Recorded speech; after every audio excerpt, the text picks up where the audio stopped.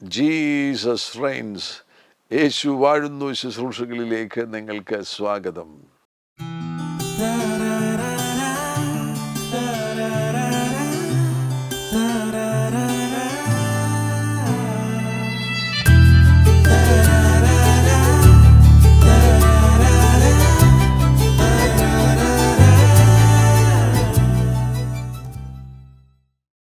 മൂന്നാം ലോകമഹായുദ്ധം. ഇതെല്ലാവരും ചോദിച്ചുകൊണ്ടിരിക്കുന്ന ഒരു ചോദ്യമാണ്. മൂന്നാം ലോകമഹായുദ്ധം അടുത്തു തന്നെ ആരംഭിക്കുമോ?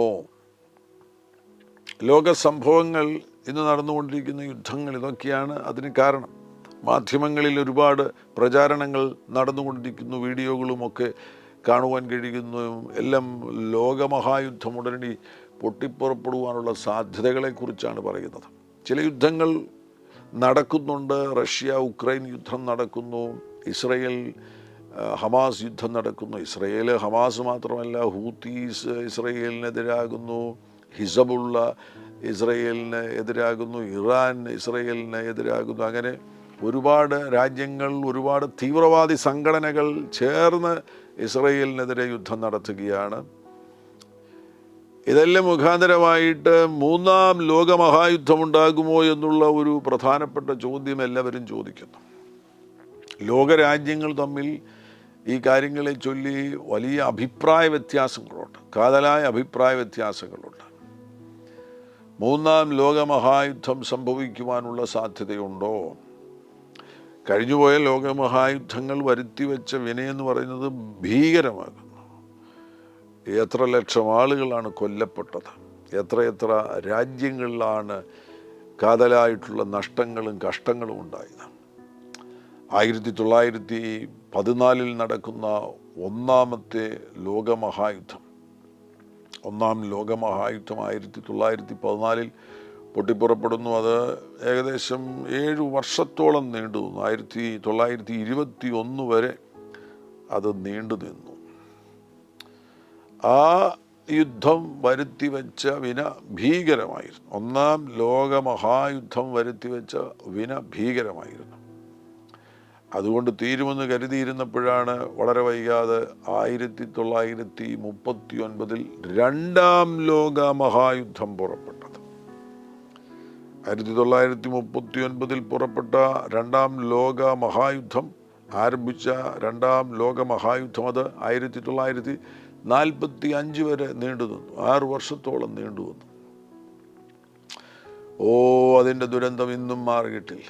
അത് വരുത്തിവെച്ച കേടുകൾ, ആ കേടുകൾ സമൂഹത്തിന് വരുത്തിയ മാറ്റങ്ങൾ, അതൊന്നും ഇന്നും മാറാതെ ലോകം അതിൻ്റെ തിക്താനുഭവങ്ങൾ, പരിണതഫലങ്ങൾ ഇന്നും അനുഭവിച്ചു കൊണ്ടിരിക്കുകയാണ്. അതിനിടയിലാണ് ഇപ്പോൾ ഈ ശബ്ദം മുഴങ്ങുന്നത്. മൂന്നാം ലോകമഹായുദ്ധം എന്നാണ് ഉണ്ടാകാൻ പോകുന്നത്? ഈ അടുത്ത ദിവസങ്ങളിൽ ഉണ്ടാകുമോ എന്നുള്ള ചോദ്യം ഉയരുന്നു. ഒറ്റ വാക്കിൽ ആ ചോദ്യത്തിന് മറുപടി പറയുവാൻ ആഗ്രഹിക്കുകയാണ്. കർത്താവിൻ്റെ മണവാട്ടിയാകുന്ന ദൈവത്തിൻ്റെ സഭ ഇവിടെ നിന്ന് എടുക്കപ്പെട്ടതിന് ശേഷം മാത്രമേ മൂന്നാമത്തെ ലോകമഹായുദ്ധം സംഭവിക്കുകയുള്ളൂ. മൂന്നാം ലോകമഹായുദ്ധം നടക്കും. ഒരു ഭീകരകാര്യം ഇനി സംഭവിക്കാൻ പോവുകയാണത്, നടന്നിരിക്കും. പക്ഷെ എന്ന് ചോദിക്കുമ്പോൾ, ഉടനടിയാണോ എന്ന് ചോദിച്ചു കഴിഞ്ഞാൽ അറിയില്ല. ദൈവസഭ ഈ ഭൂമിയിൽ നിന്ന് എടുക്കപ്പെട്ടതിന് ശേഷം മാത്രമേ അത് സംഭവിക്കുകയുള്ളൂ. അതുകൊണ്ട് തന്നെ കർത്താവ് മത്തായിയുടെ സുവിശേഷം 24-ാമത്തെ അധ്യായത്തിൽ 6-ാമത്തെ വാക്യത്തിൽ തൻ്റെ അരികിൽ നിൽക്കുന്ന ശിഷ്യന്മാരോട് പറഞ്ഞു, നിങ്ങൾ, അത് നമ്മളെയും പ്രതിനിധാനം ചെയ്യുന്നു, ഇന്നത്തെ സഭയെയും പ്രതിനിധാനം ചെയ്യുന്നു, നിങ്ങൾ യുദ്ധങ്ങളെയും യുദ്ധശ്രുതികളെയും കുറിച്ച് കേൾക്കും, ചഞ്ചലപ്പെടാതിരിപ്പാൻ സൂക്ഷിച്ചുകൊള്ളുവീൻ. അപ്പോൾ ഇപ്പം കേൾക്കുന്ന യുദ്ധങ്ങൾ, ആ യുദ്ധശ്രുതികൾ, ഇതൊന്നും മൂന്നാം ലോകമഹായുദ്ധത്തിലേക്ക് അത് എത്തിച്ചേരുകയില്ല. നമ്മൾ ഈ ശബ്ദം കേൾക്കുന്ന, യേശുക്രിസ്തുവിൽ വിശ്വസിക്കുന്ന, ദൈവത്തിൻ്റെ സഭയുടെ ഭാഗമാകുന്ന കർത്താവാകുന്ന യേശുക്രിസ്തു ഇപ്പോൾ വരികയാണെങ്കിൽ എടുക്കപ്പെടുമെന്ന് ഉറപ്പുള്ളവർ, അവരോട് കർത്താവ് പറയുകയാണ്, ചഞ്ചലപ്പെടേണ്ട കാര്യമില്ല, ഇത് നിങ്ങൾക്ക് ബാധകമല്ല. ഈ മൂന്നാം ലോകമഹായുദ്ധം നിങ്ങൾക്ക് ബാധകമല്ല. അത് സംഭവിക്കുന്നതിൻ്റെ മുന്നമേ തന്നെ ദൈവത്തിൻ്റെ സഭ ഈ ഭൂമിയിൽ നിന്ന് എടുക്കപ്പെടും. ദൈവത്തിൻ്റെ സഭ ഈ ഭൂമിയിൽ നിന്ന് എടുക്കപ്പെട്ടതിന് ശേഷം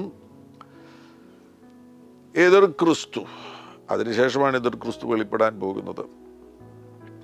വെളിപ്പാട് പുസ്തകത്തിലേക്ക് പോവുകയാണെങ്കിൽ ഇതുമായി ബന്ധപ്പെട്ട് ഒരുപാട് കാര്യങ്ങൾ അവിടെ രേഖപ്പെടുത്തിയിട്ടുണ്ട്. 6-ാമത്തെ അധ്യായത്തിൽ അവിടെ 7 മുദ്രകൾ പൊട്ടിച്ചു തുടങ്ങുമ്പോൾ അതിൻ്റെ 1-ാമത്തെ മുദ്ര പൊട്ടിക്കുന്ന സന്ദർഭത്തിലാകുന്നു. 1-ാം മുദ്ര പൊട്ടിക്കുന്ന സന്ദർഭത്തിൽ ഭൂമിയിൽ ന്യായവിധി ആരംഭിക്കുകയാണ്. ഭൂമിയുടെ മേലുള്ള ന്യായവിധി ആരംഭിക്കുകയാണ്. ആ സമയത്താണ് വെള്ള കുതിരപ്പുറത്ത് ഒരുവൻ വരുന്നത്.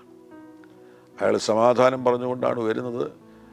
ആ എതിർ ക്രിസ്തുവിൻ്റെ കാലയളവിൻ്റെ അവസാന ഭാഗത്താകുന്നു 3-ാം ലോക മഹായുദ്ധം സംഭവിക്കുവാൻ പോകുന്നത്. 6-ാമത്തെ അധ്യായം മുതൽ 18-19 അധ്യായം വരെയും മഹോപദ്രവകാലമാകുന്നുവല്ലോ. 18-ാമത്തെ അധ്യായത്തിൻ്റെ ആ ഭാഗം വരെയും 19-ാമത്തെ അധ്യായത്തിൽ അവസാന യുദ്ധം നമുക്ക് കാണാൻ കഴിയുന്നുണ്ട്. ഈ മഹോപദ്രവകാലത്തുള്ള അവസാന യുദ്ധം കാണാൻ കഴിയുന്നുണ്ട്. അപ്പോൾ ഈ മഹോപദ്രവകാലം, ആ മഹോപദ്രവകാലം അല്ലെങ്കിൽ ഭൂമിയുടെ മേൽ ന്യായവിധി നടക്കുന്ന സമയം, ഭൂമിയെ ന്യായം വിധിക്കുന്ന ആ സമയത്തിൻ്റെ അവസാന ഭാഗത്താകുന്നു 3-ാം ലോകമഹായുദ്ധം സംഭവിക്കുവാൻ പോകുന്നത്. ആ മഹായുദ്ധം സംഭവിക്കുന്നതിന് മുന്നമേ, മഹോപദ്രവകാലം തുടങ്ങുന്നതിന് മുന്നമേ തന്നെ ദൈവത്തിൻ്റെ സഭ ഇവിടെ നിന്ന് എടുക്കപ്പെടും. ഈ ശബ്ദം കേൾക്കുന്നവർ വ്യക്തിപരമായ ജീവിതത്തെ പരിശോധിച്ച് നോക്കണം. ഇന്ന് യേശു ക്രിസ്തു വന്നു കഴിഞ്ഞാൽ നിങ്ങൾ എടുക്കപ്പെടുമോ? അതിനുള്ള ചില പരിശോധനയ്ക്ക് വേണ്ടിയുള്ള ചില കാര്യങ്ങൾ പറയുകയാണെങ്കിൽ നിങ്ങളുടെ വിശ്വാസത്തെ പരിശോധിച്ച് നോക്കണം. എന്തൊക്കെ കാര്യങ്ങളാണ് വിശ്വസിക്കുന്നത്? യേശുക്രിസ്തുവുമായി വ്യക്തിപരമാകുന്ന ഒരു ബന്ധമുണ്ടോ? അങ്ങനെ ഒരു വ്യക്തിപരമാകുന്ന ബന്ധമുണ്ടെങ്കിൽ മാത്രമേ മണവാട്ടിയായി തീരുവാൻ കഴിയുകയുള്ളൂ. മണവാട്ടിയെ ചേർക്കുവാൻ വേണ്ടിയാണ് കർത്താവ് മടങ്ങി വരുന്നത്. യോഹന്നാന്റെ സുവിശേഷത്തിൽ കർത്താവിൻ്റെ മടങ്ങി വരവിൻ്റെ ഏറ്റവും പ്രധാനപ്പെട്ട ഉദ്ദേശം എന്തിനു വേണ്ടിയാകുന്നു യേശുക്രിസ്തു മടങ്ങി വരുന്നത്? യേശുക്രിസ്തുവിൻ്റെ മടങ്ങി വരവിന് 2-ാം മടങ്ങി വരവ് അല്ലെങ്കിൽ സെക്കൻഡ് കമ്മിങ് ഓഫ് ജീസസിന് 2 ഭാഗങ്ങളുണ്ട്. അതിൻ്റെ ആദ്യത്തെ ഭാഗം എന്ന് പറയുന്നത് അവിടുത്തെ രഹസ്യവരവാണ്.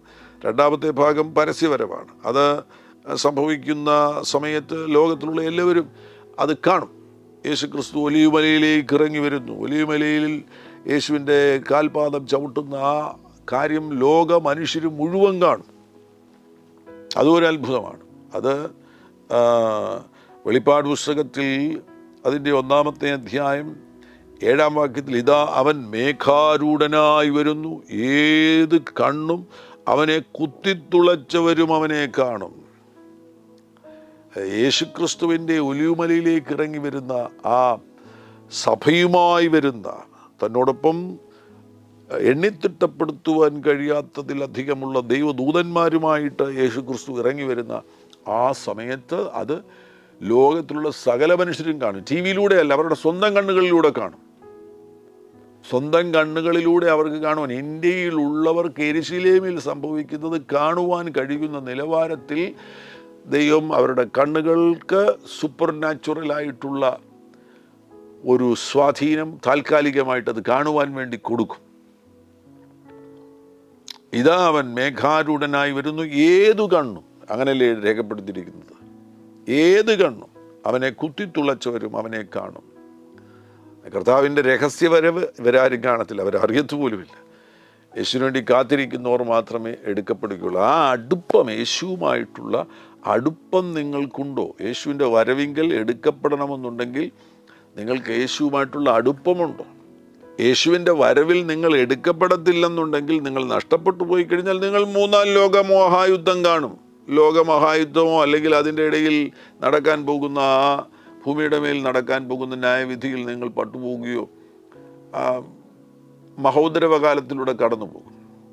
യേശുക്രിസ്തുവിൻ്റെ വരവിൽ എടുക്കപ്പെടുന്നവർ, മണവാട്ടി മാത്രമേ എടുക്കപ്പെടുകയുള്ളൂ. എടുക്കപ്പെടുന്നവർക്ക് ഇത് ബാധകമല്ല, മഹോപദ്രവകാലം ബാധകമല്ല. അതിൻ്റെ ഏറ്റവും പ്രധാനപ്പെട്ട, എടുക്കപ്പെടുവാൻ വേണ്ടിയുള്ള ഏറ്റവും പ്രധാനപ്പെട്ട കാര്യമാകുന്നു യോഹന്നാൻ 14 നമുക്ക് കാണാൻ കഴിയുന്നത് 14-ാമത്തെ അധ്യായം 3-ാമത്തെ വാക്യത്തിൽ യേശു പറയുകയാണ്, ഞാൻ പോയി നിങ്ങൾക്ക് സ്ഥലമൊരുക്കിയാൽ ഞാൻ ഇരിക്കുന്ന ഇടത്ത് നിങ്ങളും ഇരിക്കേണ്ടതിന് പിന്നെയും വന്ന് നിങ്ങളെ എൻ്റെ അടുക്കൽ ചേർത്തുകൊള്ളൂ. എന്താ യേശുവോട് പറയുന്നത്? യേശു പറയുന്നത്, ഞാൻ മടങ്ങി വരുന്നത്, നിങ്ങളെ ചേർക്കുവാൻ വേണ്ടി മടങ്ങി വരുന്നത് എനിക്ക് നിങ്ങളുടെ കൂടെ ആയിരിക്കുവാനുള്ള ആഗ്രഹമാണ്.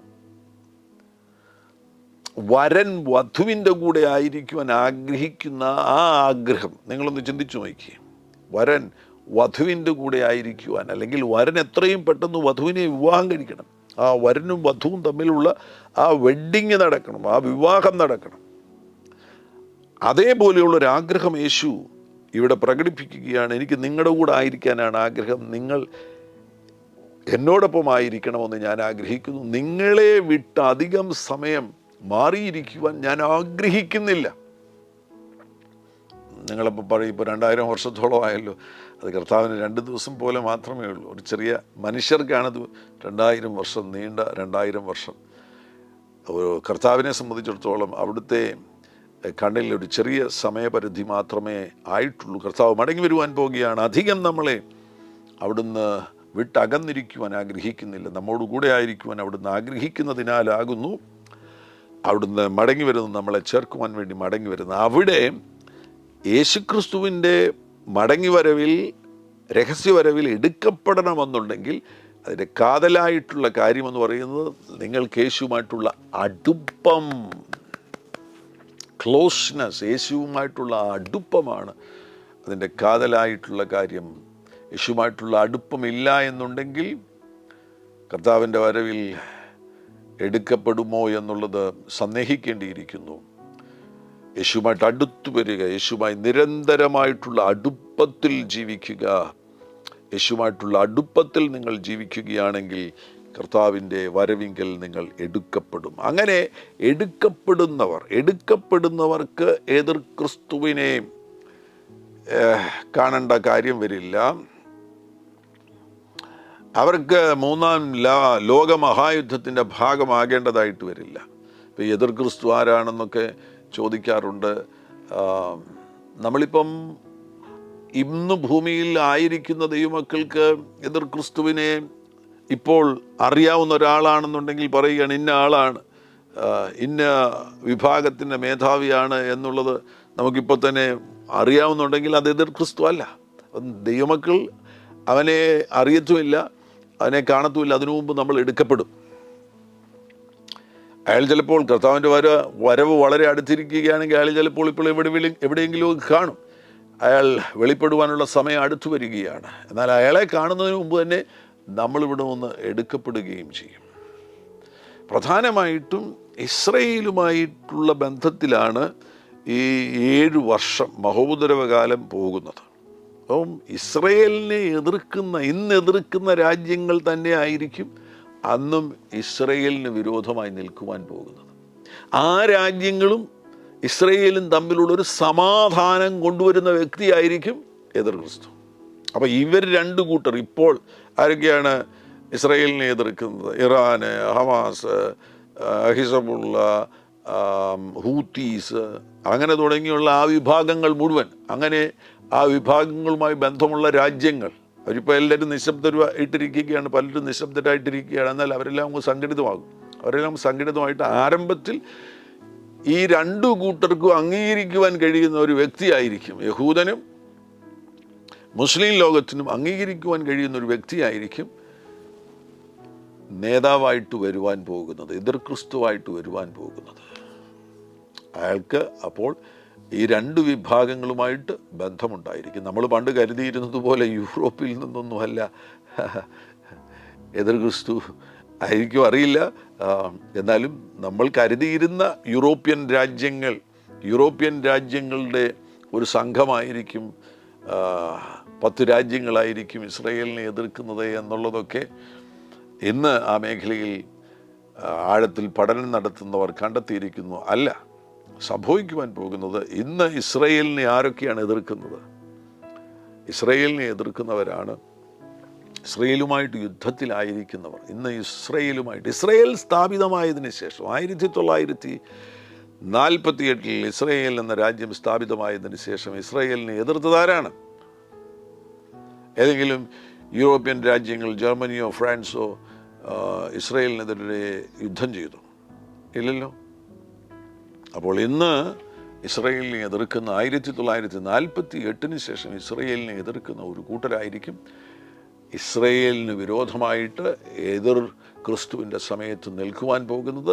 ആദ്യം എതിർ ക്രിസ്തു ഈ രണ്ടു കൂട്ടരെയും സമാധാനിപ്പിച്ചുകൊണ്ട്, ഇവരെ രണ്ടുപേരെയും സമാധാനത്തിലേക്ക് നടത്തിക്കൊണ്ടായിരിക്കും അയാൾ ആദ്യം ഭരണ നേതൃത്വത്തിലേക്ക് വരുന്നത്.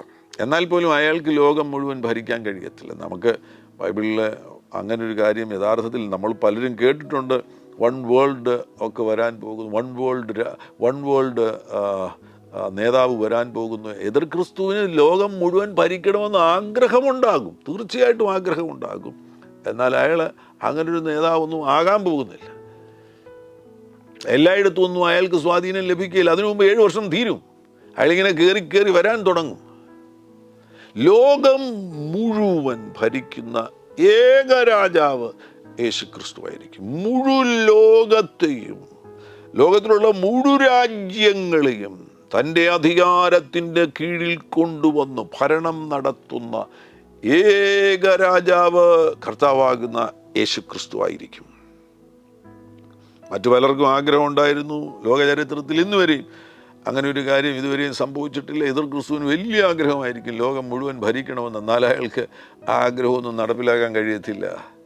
അയാളുടെ മുദ്ര ലോകം മുഴുവൻ എത്തിക്കണമെന്ന് അദ്ദേഹത്തിന് വലിയ ആഗ്രഹമൊക്കെ ആയിരിക്കും. എന്നാൽ അതൊരു മേഖലയിലൊക്കെ ചിലപ്പോൾ സ്വാധീനിച്ചെന്നിരിക്കും. ഇപ്പോൾ ഈ പറഞ്ഞിരിക്കുന്ന 2 കൂട്ടരുണ്ടല്ലോ, ഇസ്രായേൽ, അവരെ എതിർക്കുന്ന ആ കൂട്ടരുടെ ഇടയിലൊക്കെ അതൊക്കെ സാധിച്ചെന്നിരിക്കും. എല്ലായിടങ്ങളിലൊന്നും അയാൾക്ക് അത് എത്തിക്കാൻ കഴിയത്തില്ല. അത് എത്തിക്കുന്നതിന് മുമ്പ് തന്നെ 3-ാം ലോക മഹായുദ്ധത്തിൽ അയാൾ ഈ ഭൂമിയിൽ നിന്ന് അപ്രത്യക്ഷമാകുവാൻ പോകുന്നു. എതിർ ക്രിസ്തുവിനെയും കള്ളപ്രവാചകനെയും പിടിച്ച് തീ പൊയ്കയിൽ അഗ്നി കത്തുന്ന ആ ലേക്ക് ഓഫ് ഫയറിൽ ഇടുന്നതോടുകൂടെ അയാൾ ഈ ലോകത്തിൽ നിന്ന് അപ്രത്യക്ഷമാകുകയാണ്. ഈ 16-ാമത്തെ അധ്യായത്തിലാണ്, വെളിപ്പാട് പുസ്തകം 16-ാമത്തെ അധ്യായത്തിൽ 6-ാമത്തെ കലശം ഒഴിക്കുമ്പോഴാകുന്നു ഈ 3-ാമത്തെ ലോകമഹായുദ്ധത്തിൻ്റെ ഒരു സംവിധാനം, അതിനെക്കുറിച്ചുള്ളൊരു കാര്യം നമുക്ക് ആ ഭാഗങ്ങളിൽ കാണാൻ കഴിയുന്നത്. 16-ാമത്തെ അധ്യായത്തിലും 19-ാമത്തെ അധ്യായത്തിലും അതുമായി ബന്ധപ്പെട്ട കാര്യങ്ങൾ കാണുവാൻ കഴിയുന്നുണ്ട്. പിന്നീട് യെഹെസ്കേൽ പ്രവാചകൻ്റെ പുസ്തകം 38, അതിൻ്റെ 39 അധ്യായങ്ങളിലും ഈ മാഗോഗിനെക്കുറിച്ചും ഗോഗിനെക്കുറിച്ചുമൊക്കെയുള്ള പരാമർശങ്ങൾ കാണാൻ കഴിയുന്നുണ്ട്. ആ ഭാഗങ്ങളിൽ നിന്നും നമുക്ക് ഈ അവസാന യുദ്ധത്തെക്കുറിച്ചുള്ള ചില കാര്യങ്ങൾ ലഭിക്കും. ഈ അവസാനത്തെ യുദ്ധം എന്ന് പറയുമ്പോൾ ഈ വെളിപ്പാട് പുസ്തകം 16-ാമത്തെ അധ്യായത്തിലും 19-ാമത്തെ അധ്യായത്തിലും പറഞ്ഞിരിക്കുന്ന ആ ഭാഗവും 20-ാമത്തെ അധ്യായത്തിൽ 1000 ആണ്ട് വാഴ്ചയ്ക്ക് ശേഷം പറഞ്ഞിരിക്കുന്ന ഒരു യുദ്ധവും, ഇങ്ങനെ പല കാര്യങ്ങൾ പറഞ്ഞിട്ടുണ്ട്. അപ്പോൾ അതിനെ പൊതുവിൽ വേണമെങ്കിൽ ഒരു ജനറലൈസ്ഡ് ടേമായിട്ട് ഗോഗുമാഗോഗ് യുദ്ധം എന്ന് വേണമെങ്കിൽ വിളിക്കുവാൻ കഴിയും. ഈ മഹോദരവകാലത്തിൻ്റെ അവസാനത്ത് നടക്കുന്ന 3-ാം ലോകമഹായുദ്ധം, അതിനെ അർമഗദോൻ യുദ്ധമെന്ന് വിളിക്കുന്നുണ്ട്. അർമഗദോൻ എന്നുള്ള വാക്ക് യഥാർത്ഥത്തിൽ ബൈബിളിൽ ഒരു പ്രാവശ്യം മാത്രമേ വരുന്നുള്ളൂ. 16-ാമത്തെ അധ്യായത്തിലാണ് ഈ കലശം ഒഴിക്കുന്നത്. കലശം ഒഴിച്ചതിന് ശേഷമായിട്ട് 16-ാമത്തെ അധ്യായം അതിൻ്റെ 12-ാമത്തെ വാക്യത്തിൽ അവിടെ കലശം 6-ാമത്തെ ദൂതൻ കലശം ഒഴിക്കുകയാണ്. കലശം ഒഴിച്ചതിന് ശേഷമാണ് ഈ ലാസ്റ്റ് 3rd വേൾഡ് വാറിൻ്റെ മഹോദരവകാലത്തുള്ള ആ യുദ്ധത്തിൻ്റെ ഒരാരംഭം കാണുവാൻ കഴിയുന്നത്. അതുമായി ബന്ധപ്പെട്ട് ആ അധ്യായത്തിൽ 16-ാമത്തെ അധ്യായത്തിൽ ഒരു പ്രാവശ്യം മാത്രമാണ് അർമഗദോൻ എന്നുള്ള അല്ലെങ്കിൽ ഹർമഗദോൻ എന്നുള്ള വാക്ക് വരുന്നത്. 16-ാം അധ്യായം അതിൻ്റെ 16-ാമത്തെ വാക്യത്തിൽ അവരെ എബ്രായ ഭാഷയിൽ ഹർമഗദോൻ എന്നു പേരുള്ള സ്ഥലത്ത് കൂട്ടിച്ചേർത്തു. ആ സ്ഥലത്തിൽ കൂട്ടിച്ചേർത്തു എന്ന് രേഖപ്പെടുത്തിയിട്ടുണ്ട്. അപ്പോൾ അതിൻ്റെ അടിസ്ഥാനത്തിൽ പൊതുവിൽ അങ്ങനെ ഒരു പേര് വിളിക്കുന്നുണ്ട്. അതിനെ ജനറലൈസ്ഡ് ടേമിൽ ഗോഗുമാഗോഗ് വാർ എന്ന് വേണമെങ്കിലും വിളിച്ചാൽ, അങ്ങനെ വിളിച്ചാലും ബുദ്ധിമുട്ടില്ല. കാരണം ഇതുമായി ബന്ധപ്പെട്ട പല കാര്യങ്ങളും യെഹെസ്കേൽ പ്രവാചകൻ്റെ പുസ്തകം 38-ാമത്തെ അധ്യായത്തിൽ രേഖപ്പെടുത്തിയിട്ടുണ്ട്. 38-ാമത്തെ അധ്യായത്തിൽ രേഖപ്പെടുത്തുമ്പോൾ അവിടെ 2-ാമത്തെ വാക്യത്തിൽ റോഷ്, മേശക്, തൂബൽ എന്നിവയുടെ പ്രഭുവായി മാഗോഗ് ദേശത്തിലെ ഗോഗിൻ്റെ നേരെ നീ മുഖം തിരിച്ചു. അവിടെ അപ്പം ഗോഗ് എന്നൊരു പേര് കാണാൻ കഴിയുന്നുണ്ട്, മാഗോഗ് എന്നുള്ളൊരു പേര് കാണാൻ കഴിയുന്നുണ്ട്, റോഷ് എന്നുള്ളൊരു പേര് കാണാൻ കഴിയുന്നുണ്ട്, മേശക് എന്നൊരു പേര് കാണാൻ കഴിയുന്നുണ്ട്, തൂബൽ എന്നുള്ള ഒരു പേര് കാണുവാൻ കഴിയുന്നുണ്ട്. ഈ റോഷ് എന്നുള്ള പേര് റൂഷ് എന്ന് ഇംഗ്ലീഷിൽ കാണുന്നു. അതിൻ്റെ അടിസ്ഥാനത്തിൽ ചിലർ പറയുന്നത് അത് റഷ്യയാണെന്ന്. എന്നാൽ യഥാർത്ഥത്തിൽ അത് റഷ്യയൊന്നുമല്ല. അങ്ങനെ ഇന്ന രാജ്യമാണ് എന്നൊന്നും നമുക്ക് ഇതിൽ നിന്ന് കണ്ടെത്തുവാൻ കഴിയത്തില്ല. ഈ റോഷ് എന്ന വാക്കിൻ്റെ അതിൻ്റെ എബ്രായ പദത്തിലേക്ക് പോവുകയാണെങ്കിൽ അതിൻ്റെ അർത്ഥം എന്ന് പറയുന്നത് ഹെഡ്, ചീഫ്, തലവൻ, പ്രധാനി എന്നൊരർത്ഥമാണ് അതിന് വരുന്നത്. അവിടെ ആ വാക്യം യഥാർത്ഥത്തിൽ എബ്രായ ഭാഷയിൽ ചേർത്ത് വായിക്കുകയാണെങ്കിൽ മേശക്കിൻ്റെയും തൂബലിൻ്റെയും തലവനാകുന്ന എന്നൊരു അർത്ഥം വേണമെങ്കിൽ സ്വീകരിക്കുവാൻ കഴിയും. അങ്ങനെ ഈ പറഞ്ഞിരിക്കുന്ന ഈ 38-ാമത്തെ അധ്യായത്തിൽ പറഞ്ഞിരിക്കുന്ന ഈ കാര്യങ്ങൾ യെഹെസ്കേൽ 38, 39 ഈ ഭാഗങ്ങളിൽ പറഞ്ഞിരിക്കുന്ന കാര്യങ്ങൾ, ഇതൊക്കെ ലോകമഹായുദ്ധത്തിൻ്റെ കാര്യങ്ങളാണ്. ഈ 3-ാം ലോകമഹായുദ്ധം ഉണ്ടാകുമോ എന്ന് ചോദിച്ചു കഴിഞ്ഞാൽ, അതിനെക്കുറിച്ച് ബൈബിളിൽ എന്തെങ്കിലും പറഞ്ഞിട്ടുണ്ടോ എന്ന് ചോദിച്ചു കഴിഞ്ഞാൽ അതിനുള്ള മറുപടിയാണ് യെഹെസ്കേൽ 38, യെഹെസ്കേൽ 39, വെളിപ്പാട് പുസ്തകം 16-ാമത്തെ അധ്യായം, വെളിപ്പാട് പുസ്തകം 19-ാമത്തെ അധ്യായം, വെളിപ്പാട് പുസ്തകം 20-ാമത്തെ അധ്യായം. അപ്പോൾ ഇവിടെയൊക്കെ യുദ്ധങ്ങളെക്കുറിച്ചുള്ള, 3-ാം ലോക മഹായുദ്ധങ്ങളെക്കുറിച്ചുള്ള, മൂന്നാമത് നടക്കാൻ പോകുന്ന, ലാസ്റ്റ് നടക്കാൻ പോകുന്ന, പ്രത്യേകിച്ചും മഹോപദ്രവകാലത്തിൻ്റെ അവസാനം നടക്കാൻ പോകുന്ന യുദ്ധത്തെക്കുറിച്ചുള്ള പരാമർശങ്ങൾ കാണാൻ കഴിയുന്നുണ്ട്. യെഹെസ്കേൽ പ്രവാചകൻ്റെ പുസ്തകത്തിൽ അവിടെ ഗോഗ്, മാഗോഗ് എന്ന് പറഞ്ഞിരിക്കുന്നു. വെളിപ്പാട് പുസ്തകത്തിലും 20-ാമത്തെ അധ്യായത്തിൽ ഗോഗ്, മാഗോഗ് എന്ന് പറഞ്ഞിരിക്കുന്നതിനാൽ നമുക്ക് വേണമെങ്കിൽ ഈ മഹോപദ്രവകാലത്തിൻ്റെ അവസാനം നടക്കാൻ പോകുന്ന ആ യുദ്ധത്തെയും ജനറലൈസ് ചെയ്ത് അർമഗദോനെന്നോ അല്ലെങ്കിൽ ഗോഗ്, മാഗോഗെന്നോ വിളിക്കുവാൻ കഴിയും. അവിടെയാണിത് സംഭവിക്കാൻ പോകുന്നത്. ആ സമയത്ത് ഇയാൾ ഈ എതിർ ക്രിസ്തു, സമാധാനവുമായിട്ട് വന്നിരിക്കുന്ന ഈ എതിർ ക്രിസ്തു സമാധാനവുമായിട്ട് വന്ന എതിർ ക്രിസ്തു ഇപ്പോൾ ഇസ്രയേലിന് എതിരായിട്ട് അങ്ങ് തിരിയും. ഇസ്രയേലിനെതിരായിട്ട് തിരിഞ്ഞിട്ട് തൻ്റെ കൂടി ഈ രാജ്യങ്ങൾ, ഇന്ന് ഇസ്രയേലിനെ എതിർക്കുന്ന രാജ്യങ്ങളെല്ലാം സംഘടിച്ചതിന് ശേഷം ഇസ്രയേലിനെ ഇല്ലാതെയാക്കുവാൻ യെരൂശലേമിലേക്കുള്ള ആ ലോകത്തിലെ അനേകം രാജ്യങ്ങളിൽ നിന്നുള്ള പടയാളികൾ, അവരുടെ സംഘം ഇസ്രയേലിലേക്ക് ഇരച്ചു കയറുന്ന ഒരു സംഭവമാണ് 3-ാമത്തെ ലോകമഹായുദ്ധം എന്ന് പറയുന്നത്. അതിനു മുന്നമേ ഈ ഭൂമിയിൽ മഹോദരവകാലത്ത് ലോകം മുഴുവൻ ന്യായവിധി സംഭവിച്ചു കഴിഞ്ഞു. ആ ന്യായവിധിക്ക് ശേഷമാകുന്ന ഇസ്രയേലിനെ തുരത്തുവാൻ വേണ്ടിയുള്ള, ഇല്ലാതെയാക്കുവാൻ വേണ്ടിയുള്ള ലോകരാജ്യങ്ങൾ ഒരുമിച്ചുള്ള ഒരു മുന്നേറ്റം എതിർ ക്രിസ്തുവിൻ്റെ നേതൃത്വത്തിൽ സംഭവിക്കുവാൻ പോകുന്നത്. അവിടെ ആ ഹർമഗദോൻ എന്ന വാക്കുപയോഗിച്ചിരിക്കുന്നതിനാൽ അവിടെ മെഗിദോ എന്ന് പറയുന്ന ഒരു താഴ്വരയുണ്ട്. ആ മെഗിദോ, ആ ഭാഗത്ത് ഈ യുദ്ധങ്ങൾ ഒരുപാട് നടന്നിട്ടുണ്ട്. ഇതിനു മുന്നമേ ഈജിപ്ഷ്യൻസ് ആ ഭാഗത്ത് ഇസ്രയേലിനെതിരെ യുദ്ധം ചെയ്തിട്ടുണ്ട്. അസേറിയൻസ് ആ ഭാഗത്ത് ഇസ്രയേലിനെതിരെ യുദ്ധം ചെയ്തിട്ടുണ്ട്. റോമാക്കാരുടെ യുദ്ധം നടന്നിട്ടുണ്ട്. ഗ്രീക്കുകാരോട് വന്ന് യുദ്ധം ചെയ്തിട്ടുണ്ട്.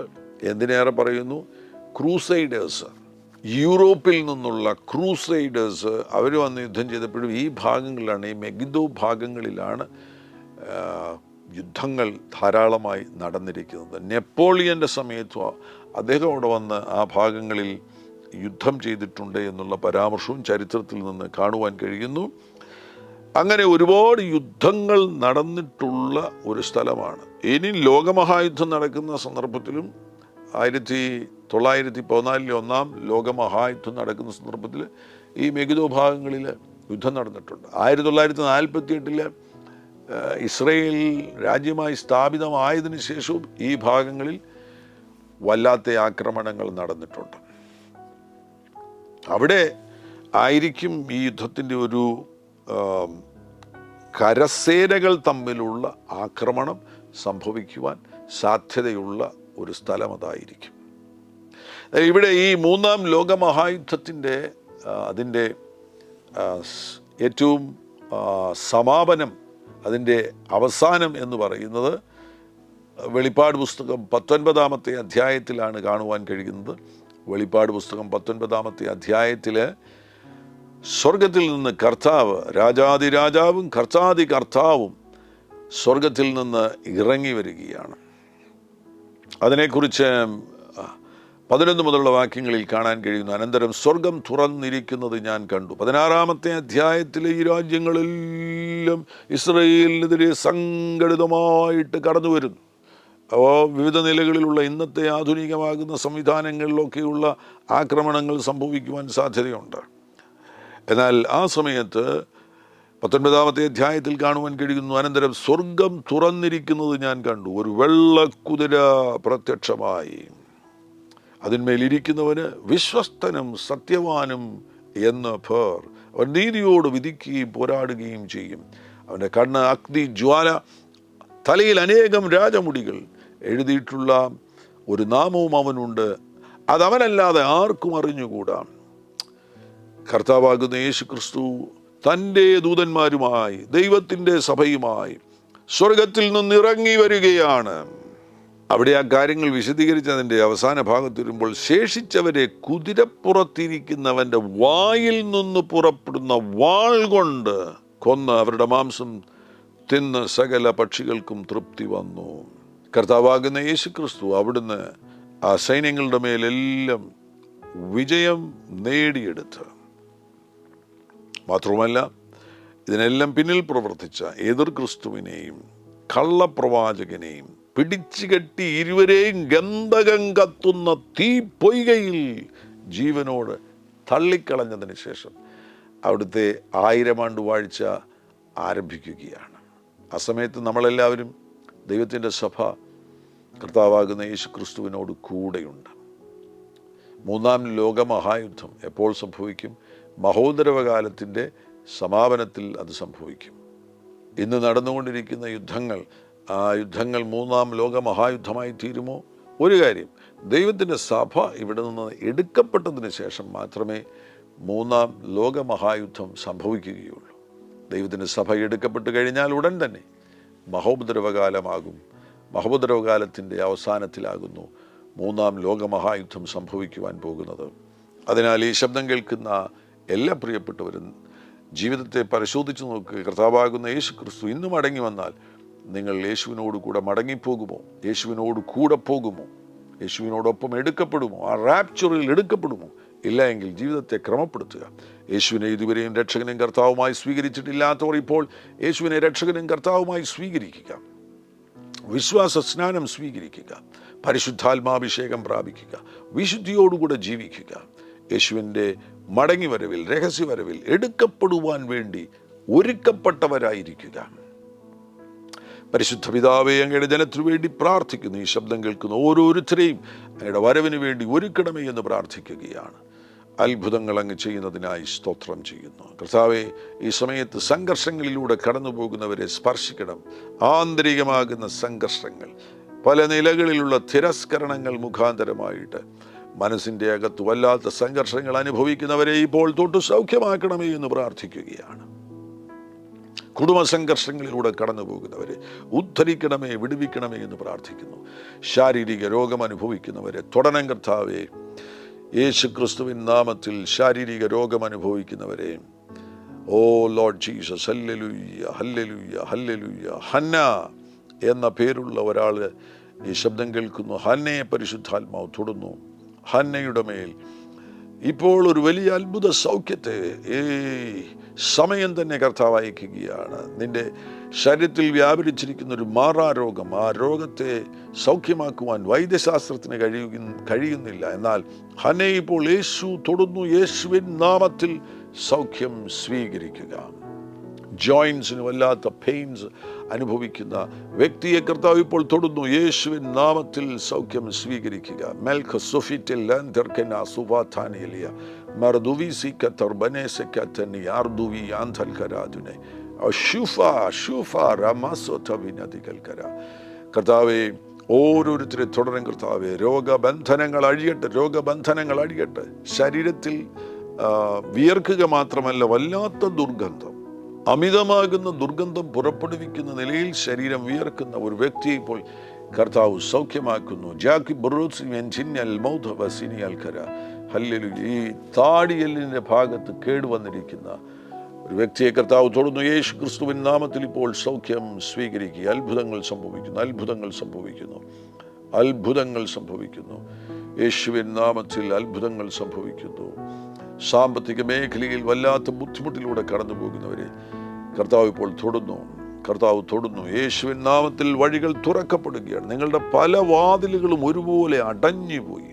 ഇപ്പോൾ നിങ്ങൾക്ക് മുന്നോട്ട് പോകുവാൻ ഏതോ ഒരു വ്യക്തി, ഇപ്പോൾ ഞാൻ ഈ പറയുന്ന വ്യക്തി വാഹനത്തിൽ പെട്രോൾ അടിക്കാൻ പോലും പൈസയില്ലാത്ത നിലയിൽ ആയിരിക്കുന്നൊരു വ്യക്തി, യേശുവിൻ നാമത്തിൽ ഇപ്പോൾ ഒരു അത്ഭുതം സംഭവിക്കട്ടെ. ആ മേഖലയിൽ ഒരു വാതിൽ തുറന്നു വരട്ടെ എന്ന് പ്രാർത്ഥിക്കുന്നു. ഒരു അത്ഭുതവാതിൽ തുറന്നു വരട്ടെ. സാമ്പത്തിക മേഖലയിൽ ഒരു അത്ഭുതവാതിൽ തുറന്നു വരട്ടെ എന്ന് പ്രാർത്ഥിക്കുന്നു. ഹല്ലേലൂയ. കർത്താവ് അത്ഭുതങ്ങളെ ചെയ്യുന്നതിനായി സ്തോത്രം. ജോലിയില്ലാത്തവർക്ക് വേണ്ടി കർത്താവെ വഴികളെ തുറക്കണമേ എന്ന് പ്രാർത്ഥിക്കുന്നു. ജോലിയുടെ വഴികളെ തുറക്കണം കർത്താവെ. അത്ഭുത വഴികൾ തുറക്കപ്പെടട്ടെ. ഹല്ലേലൂയ. വിദേശ രാജ്യങ്ങളിലേക്ക് പോകുവാൻ ആഗ്രഹിക്കുന്നവർ കർത്താവെ, അതിനുവേണ്ടി ശ്രമിച്ച് പരാജയപ്പെട്ടവർ, അങ്ങനെ ഹിതമെങ്കിൽ ആ വഴികളെ തുറന്നു കൊടുക്കണമേ, അത്ഭുത വഴികളെ തുറന്നു കൊടുക്കണമേ എന്ന് പ്രാർത്ഥിക്കുന്നു. താഴ്ത്തിയേൽപ്പിക്കുന്നു. ശബ്ദം കേട്ട ഓരോരുത്തരെയും പിതൃപുത്ര പരിശുദ്ധാത്മ നാമത്തിൽ അനുഗ്രഹിച്ച് പ്രാർത്ഥിക്കുന്നു. യേശു ക്രിസ്തുവിൻ നാമത്തിൽ തന്നെ. ആമേൻ. ഹല്ലേലൂയ. Glory to Jesus. ഈ സന്ദേശം മറ്റുള്ളവരുമായിട്ട് നിങ്ങൾ പങ്കുവയ്ക്കുവാൻ മനസ്സ് കാണിക്കണം. മാത്രമല്ല, ഈ ചാനൽ ഇതുവരെയും സബ്സ്ക്രൈബ് ചെയ്തിട്ടില്ല എങ്കിൽ ദയവായി സബ്സ്ക്രൈബ് ചെയ്യുക. കർത്താവാകുന്ന യേശു നിങ്ങളുടെ കൂടെയിരിക്കും. God bless you. ആമേൻ.